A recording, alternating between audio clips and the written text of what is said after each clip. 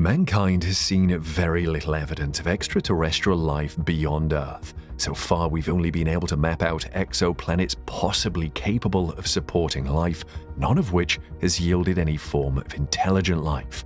But that all changed when scientists intercepted a signal from space originating from the region of Proxima Centauri, the closest star to our solar system. The discovery of this signal changed the possibility of extraterrestrial life beyond Earth. But where and how did this radio signal come from, and what have scientists concluded to be the possible source? To find that out and more, stick with us as we run through the mysterious signal from Proxima Centauri. Proxima Centauri is by far the most interesting star system studied by scientists here on Earth. Being the closest stellar neighbor to our Sun, located just 4.2 light-years away, this star is much smaller in size and mass and sits in the southern constellation of Centaurus. Discovered way back in 1915 by Robert Inner, Proxima Centauri isn't visible to the naked eye with a quiescent magnitude of just 11.1 and can only be observed via telescope. Much like our solar system, Proxima Centauri has stellar bodies which have been identified as exoplanets orbiting it. With a mass of roughly 12.5% that of our Sun's, Proxima Centauri is a dwarf star with a much larger average density, about 33 times that of the Sun. This means the star is much heavier and exerts a stronger gravitational pull on the stellar bodies that orbit around it. And although Proxima Centauri has a very low luminosity, it is categorized as a flare star which randomly and quite violently releases solar flares packed with high levels of radiation. These flares impact the two known exoplanets that orbit the dwarf star, Proxima Centauri b and Proxima Centauri d. There is another candidate exoplanet, Proxima Centauri c, orbiting around 220 million kilometers from the dwarf star, completing one orbit once every 5.2 years. But due to its apparent distance from the star, the existence of Proxima Centauri d is still heavily debated by astronomers around the world. The existence of the other two planets has been confirmed and is currently being studied by astronomers and scientists. Proxima Centauri b orbits the dwarf star at a distance of 7.5 million kilometers, completing a full rotation in just 11 Earth days. It is fairly similar to Earth with a mass of just 1.17 times that of Earth and rotates within the habitable zone of Proxima Centauri. At this range, it is possible for atmospheric formation, and temperatures are just right for the formation of liquid water on the surface of the exoplanet. But this has been highly debated by scientists, as Proxima Centauri is a flare star and randomly releases bouts of electromagnetic radiation and solar flares that would make habitability on Proxima Centauri b highly unlikely. Proxima Centauri b receives about 10 and up to 50 times as much radiation on its surface as we do here on Earth. High levels of radiation on Proxima Centauri b could lead to increased levels of oxygen and carbon monoxide, which may build up in whatever atmosphere the planet has. But these high oxygen levels may lead to the evolution of complex chemicals and organisms which could possibly account for organic life on the planet. This idea has been floated around by scientists who believe Proxima Centauri b might have an entire atmosphere filled with organisms, which could possibly be the reason and source behind the signal which recently emanated from the region. The possibility of water on the exoplanet could also lead to chemical reactions which could be conducive to the development of life and as such may cradle some form of extraterrestrial species, all of which still remain theories at this stage. However, the planet still possesses certain properties that could make it a possible Earth-like planet and is the only planet within proximity to Earth outside our solar system that could be studied for interplanetary travel. Although it will take any current rovers or satellites we have thousands of years to reach the planet, it still holds promise for life outside of our solar system. But although space vessels may not reach Proxima Centauri b anytime soon, scientists studying the region with telescopes here on Earth recently discovered a signal that could only be described to have emanated from intelligent life. In April of 2019, a radio signal was detected and believed to have originated from the region of Proxima Centauri. The signal, which has since been named Breakthrough Listen Candidate 1 or BLC-1, was detected as a result of the Breakthrough Listen project, which is an initiative set up to search for intelligent extraterrestrial communication throughout the universe. The project has received over $100 million in funding and has dedicated thousands of hours of telescope watch time in state-of-the-art facilities across the planet. Beginning in January 2016, the program still remains the most comprehensive search for extraterrestrial communication outside of our solar system. The signal or techno-signature was picked up by the CSIRO Parkes Radio Telescope in New South Wales, Australia. At the time of the discovery, the telescope was observing the region of the closest star to our Sun, Proxima Centauri, which it had done hundreds of times before.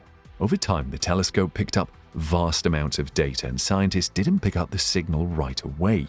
At the end of each observation cycle, they had to filter through hundreds of thousands, sometimes millions of signals to single out any unique techno-signals which might originate from space. And to give you a sense of what they are looking for, the signals must have two distinct properties. The first was that it must be confined to a very narrow broad band of frequencies, much similar to radio broadcast on Earth.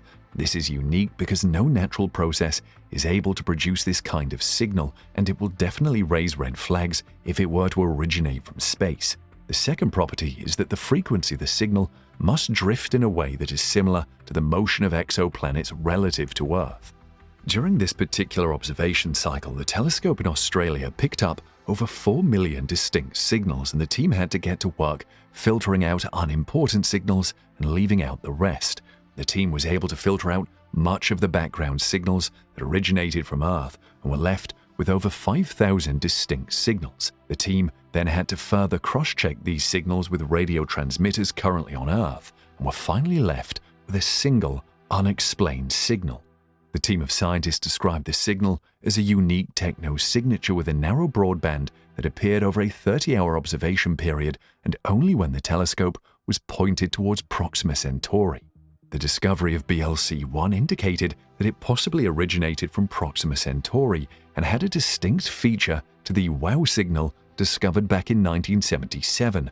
The WOW signal was a strong narrowband radio signal discovered by Ohio State's Big Ear Radio Telescope, which was the premier tool used in the search for extraterrestrial intelligence. The WOW signal appeared to have originated from the constellation Sagittarius and was the first sign of extraterrestrial communications outside our solar system. The signal lasted for about a 72-second window and has since not been detected by any other telescope anywhere else in the world. There have been several hypotheses to the origins of the WOW signal, including human-made sources, none of which have adequately explained the signal's origins. It currently remains the strongest possible evidence for a radio-transmitting extraterrestrial civilization outside the solar system. But although BLC-1 had similar properties to the WOW signal, scientists at the Parkes telescope needed to ensure they had eliminated every other possibility that could explain the origins of the signal.